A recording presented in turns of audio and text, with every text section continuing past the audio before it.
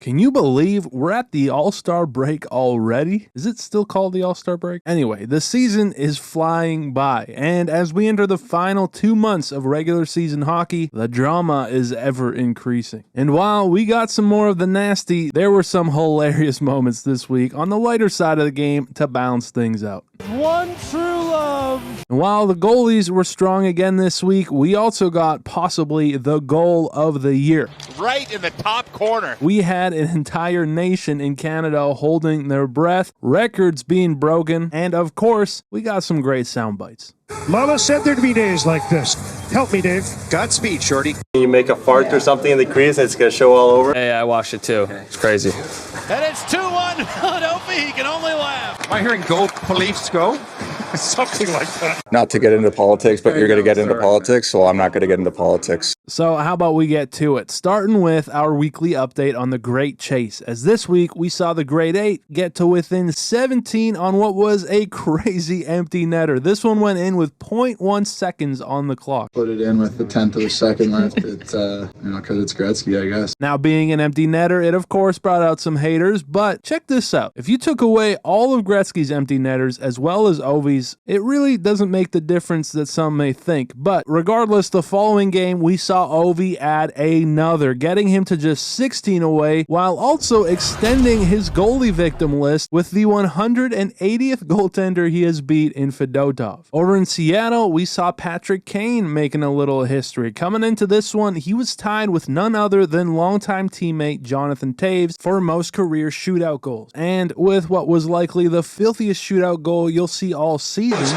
Hangs on, backhand and score! he took that #1 spot. There truly have been few to ever be as lethal as Kane in the shootout. But what was really cool about this one is that he scored his first ever shootout goal against the Red Wings. It's always kind of interesting how these things come full circle. Also against Seattle, we saw Mitch Marner pick up his 500th assist, becoming the fastest Maple Leaf to ever do it, as he is now the 3rd fastest among all active players behind just Crosby and McDavid. And lastly, we had another dropout of the Four Nations face-off. Quinn Hughes, who has been battling through it this season, he's been duct taped together, seems to be fighting through a ton out there, but with an oblique injury sustained at the end of January, he's now missed 4 in a row, and yeah, you hate to see it, but you also hate seeing you not being subscribed. Nah, but seriously, you guys have been incredibly supportive the last 2 weeks. The channel's growing faster than ever, and we're closer than ever to that 100,000 subscriber mark, which if you've somehow missed it, when we hit it, I'm going to be setting up an NHL jersey giveaway of the winner's choice. So if you haven't subscribed, please consider it. I'd really appreciate it. But moving on, let's get to the nasty of the week. This came in Vancouver after Miles Wood would be called for holding, but getting a little chirp from Carlson here, he would catch him with a spear, adding insult to injury as everyone got fired up. Wood would get the additional 2 plus a 10-minute, as that was his night. But check this out.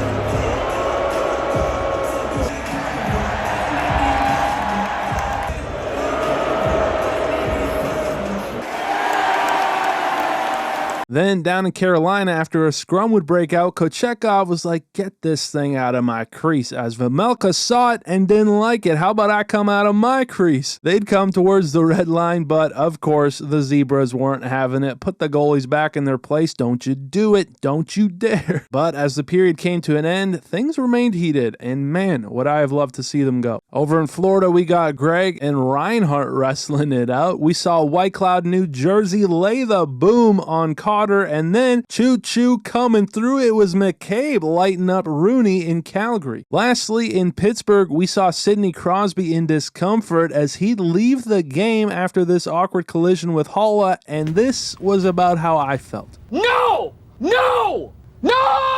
Oh, wait, he's back. Okay, all right, we're okay. What? No, there was 72 hours where I really thought we got robbed again. But he was out there today. He is officially playing, and I'm relieved. From there, let's move on to some quick ones. Up in the sky, it's a bird. It's a plane. It's a bat in the Chicago arena during warm-ups. Watch out for the bat. Right there, what?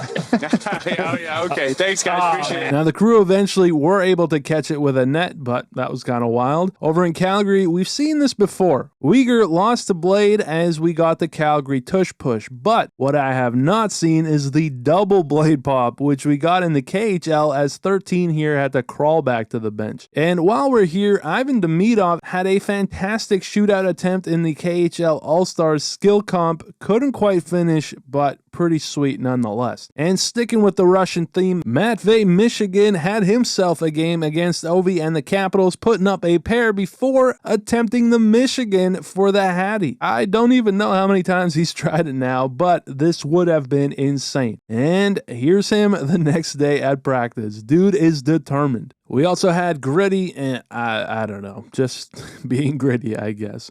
But in the AHL, this was pretty great.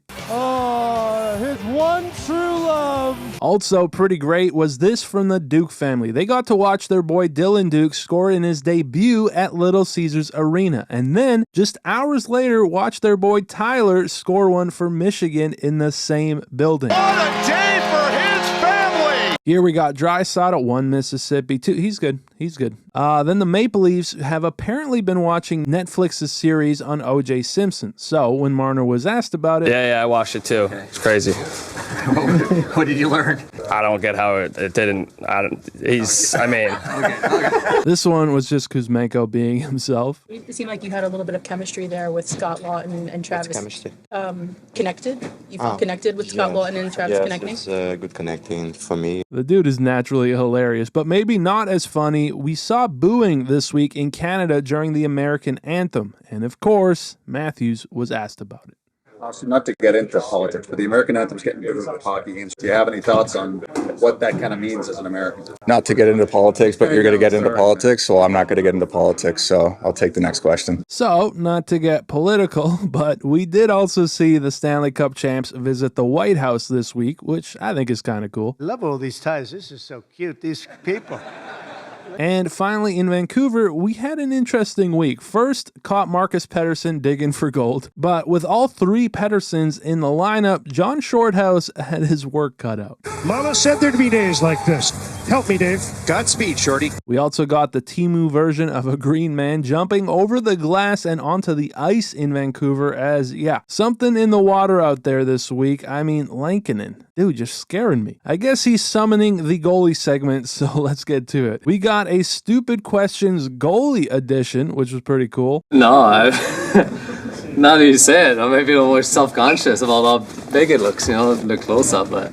I'm always afraid that they're going to have like a heat camera or something, and you make a fart or something in the crease and it's going to show all over. Allegation? I think that's bull. Not true. Like black? And make everybody guess what a puck's at? I don't know, you can do all colors. Purple, red. Sometimes I do sing by myself, yeah. Always.